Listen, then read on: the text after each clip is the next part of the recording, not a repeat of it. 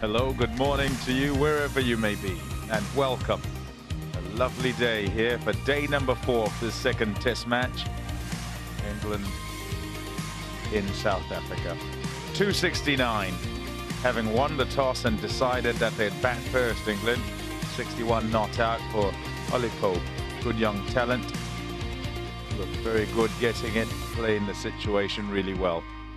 It was a moderate score. In fact, would have said, well, below par, looking at the way the pitch played. In South Africa, 223 were in a good position, but didn't quite manage to assert themselves in the situation, and that due to England fighting back quite well. Elgar with 88, Van der Dussen with 68, and James Anderson with a fifer.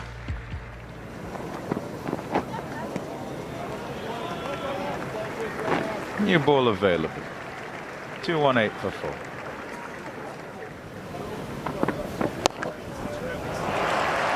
Shot. It's just a short arm jab. He's been trying to figure out a way. He tried to drive on the up the ball before. He's trying to put pressure back on Pretorius. Some shot for 4. 2-2-3 for 4.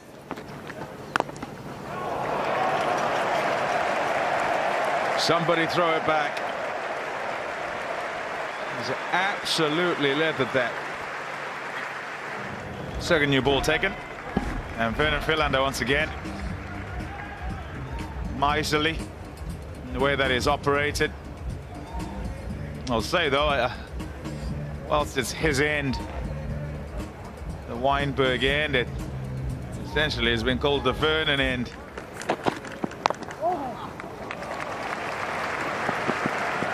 And timing the ball pretty well. And yeah, one thing I remember about his big 200 that he got here last time they played, it brings the 250 up for England, was the second new ball was taken on that occasion, and I thought, well, this could be the moment for South Africa, and he absolutely hammered it. Oh, that'll take some catching. Oh, no, too difficult. In a way, harder for de Kock, because he's running away from his original position. The ball's falling over his shoulder. He's left to de Kock rather than to Malan because he's got the gloves on. Ah, that's great stuff. He's found the gap. Will it run away to the boundary? It's a tight race. Fielder wins it just. So many plays within a play here. Stokes' assault, Sibley's attempt at the summit, and England's advance. Not so sure. The crowd's saying 4, of course they will. 10,000 English. He's given it 4. Yeah, that's great for Sibley.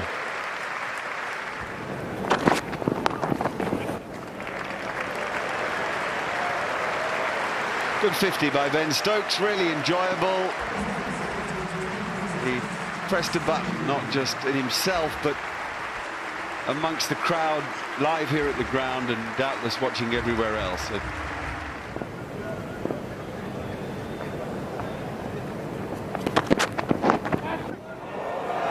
That is as good a nick as he'll ever have in his life. 99 now to Dom Sibley. 282 for 4.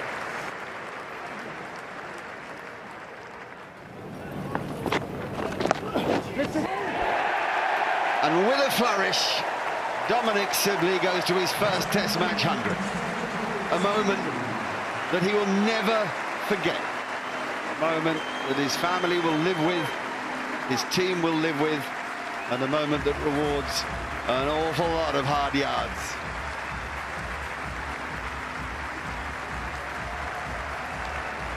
What a thing. Down the track this time. He set that high and handsome. Now that's 6 runs. This is brilliant from Stokes.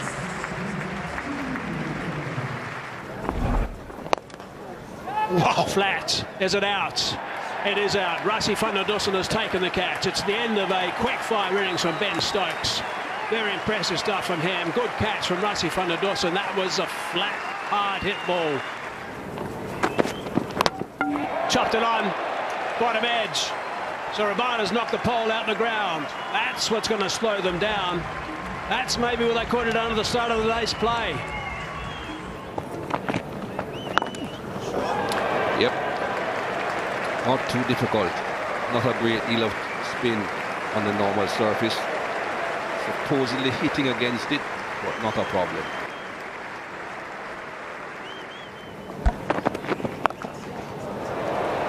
How far has that gone? About 10, 12 rows back. Well, I've always said about this England batting lineup, if the top three can click and see off the new ball, if you can go Root and Pope and Stokes and Butler and Curran, it is dangerous.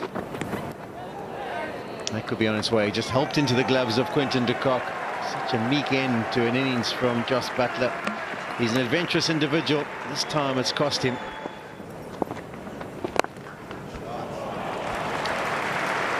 Just a jog. No ball boys around the ground, so they'll have to chase it themselves. Yes.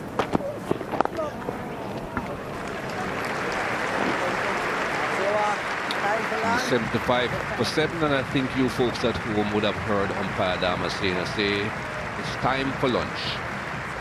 So England have another good session here, good morning session. They have stretched their lead to 421. It's got him. It's picked up another wicket as Maharaj is a little bit of a long hop, I suppose. Sam Curran just rocked it on the back foot and just slapped it. Nicely played. Good work from Sibley. Keegan Peterson is quick. Is he quick enough? No.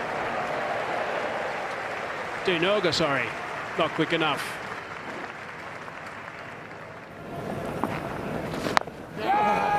Cries of catcher.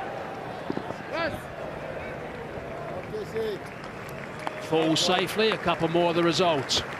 End of that over. 111 overs gone now. 391 for 8. Yeah, I thought that was coming. Root was hovering. Sensibly, he won't want Broad or Anderson to get hurt or hit by Rabada and have one of his key fast bowlers out of the game, because they were so important first time around. It's hard to think they won't be as important in the second. What a performance from the man on screen, Dominic Sibley. 497 minutes, 311 balls, unbeaten on 133. Great day for him, a memorable day, a maiden Test match 100. He has arrived.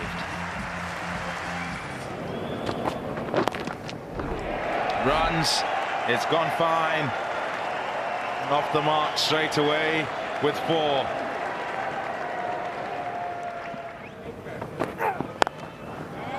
Shot.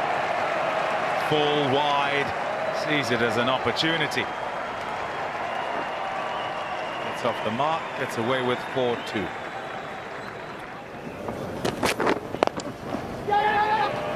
Oh, unlucky Stuart Broad. He made the dive and he got the wicket end, and it bobbled over him to the boundary.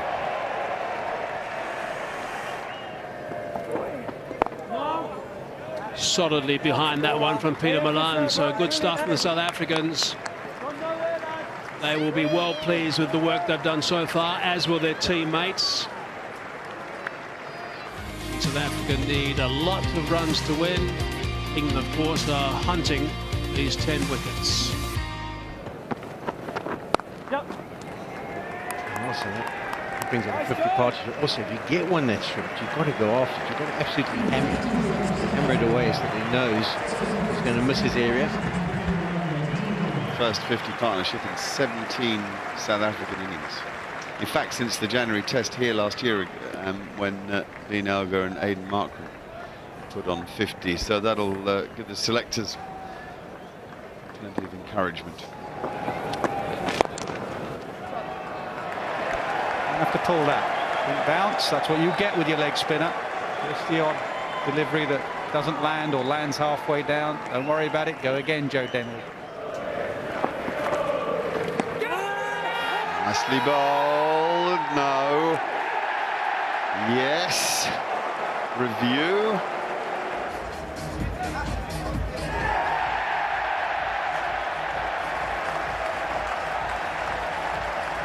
Well, England are reacting with great excitement. Technology has made its choice. Elgar goes for 34. England thrilled at the breakthrough that's been brought to them by Joe Denley. It's 71 for 1.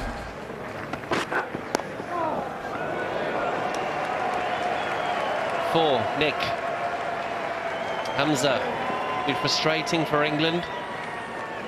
Very, very frustrating, but for South Africa, it's good.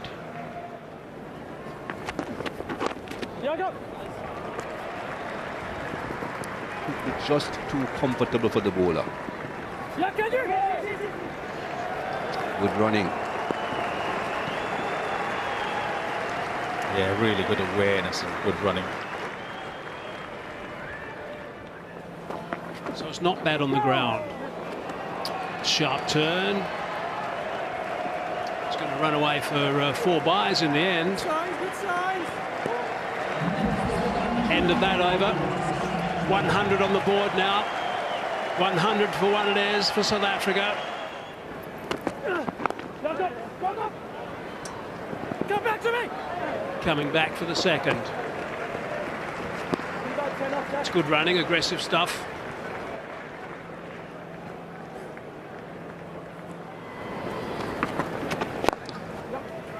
Single, 50, nicely played. Comes the first South African to get 50 on debut. Opener, that is. Very well played. Super innings this from Peter Malan on debut. Not so many in the first innings, but making up for it here. He's played Dom Bess beautifully. Combination of using his feet to knock him down the ground, and then when Bess is short, getting back to cut him away. He looks in good touch. Good shot.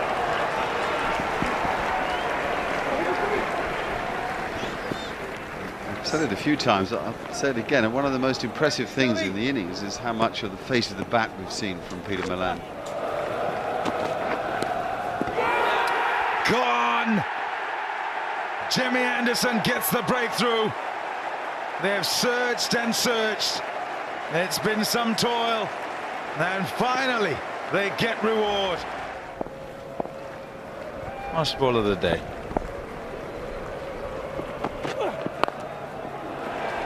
There you go. An absorbing day. England's day. Still in charge. A lot of runs they got, 391 for 8. What a day, though, for Peter Malan. 63 first half centuries on debut. What a day also for Dom Sibley. 133 not out. A better performance required by England in their second innings. You won't forget it. Played well, resolute, the way that he went about things.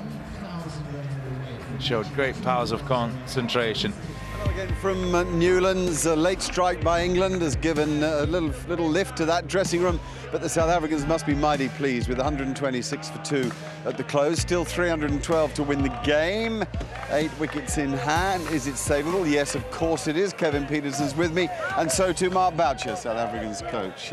Bouch, good day, I think, in the afternoon anyway. In the afternoon, yes. Didn't really go according to plan, but I suppose that's what happens when a team plays ahead of the game. They can afford to come out and play quite aggressively, which is exactly what they did. They've got a dangerous middle order, especially if they've got a bit of freedom. But we'll take a lot of positives out of the last sort of session and a half. I thought Peter Malan played a fantastic innings. Dean also, and Zubs towards the end there as well. So unfortunate to lose the last wicket in the last couple of overs there, but certainly we're going to show a little bit of fight tomorrow and hopefully take it deep. Just a little bit of worrying reverse swing there for Jimmy Anderson.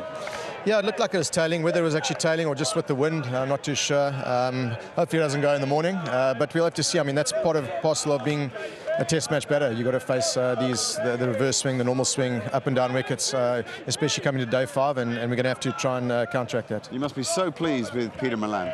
Absolutely. I mean, Peter, he's been around. A lot of people have been talking about him for a lot of time now.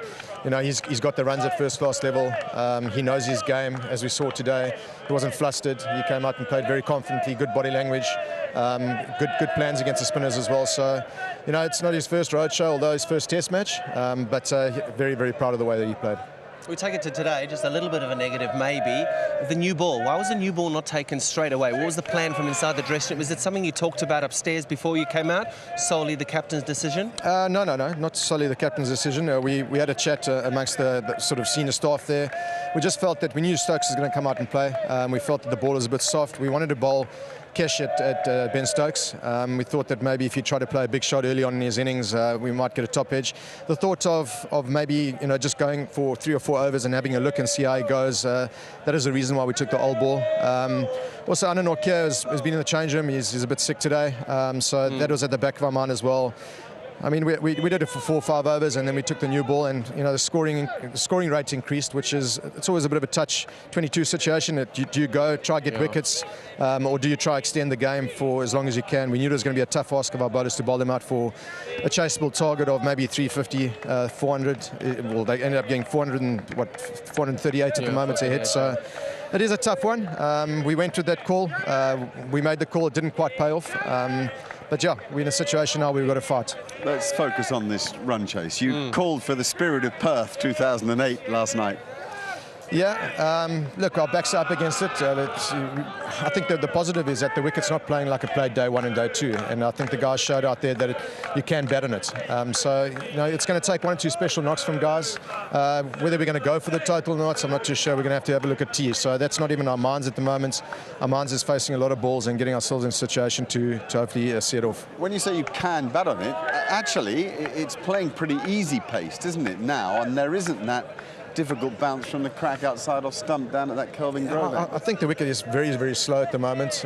You know, I think there are 1 or 2 balls that have misbehaved off the crack, but not at the same pace. So batter's got time to adjust. You know, we probably made a bit of a mistake trying to go at that crack too much, and we didn't maybe sum up the conditions in their second innings, and maybe a bit of disappointment that it wasn't moving around like it moved around in our first innings. So.